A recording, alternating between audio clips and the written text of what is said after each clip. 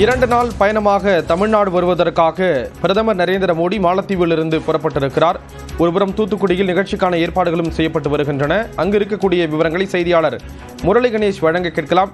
முரளி கணேஷ், தூத்துக்குடியில் எந்த அளவுக்கு பாதுகாப்பு பலப்படுத்தப்பட்டிருக்கு, நிகழ்ச்சிக்கான ஏற்பாடுகள் அப்படிங்கிறது எந்த அளவில் இருக்கு?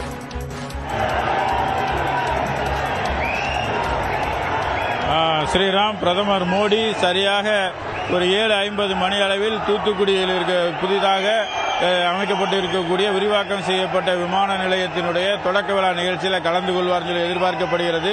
இதற்காக விமான நிலைய வளாகத்தில் சுமார் 10,000க்கு மேற்பட்டவர்கள் அமர்ந்து பார்க்கக்கூடிய வகையில் பிரம்மாண்டமான அரங்கமானது அமைக்கப்பட்டிருக்கிறது.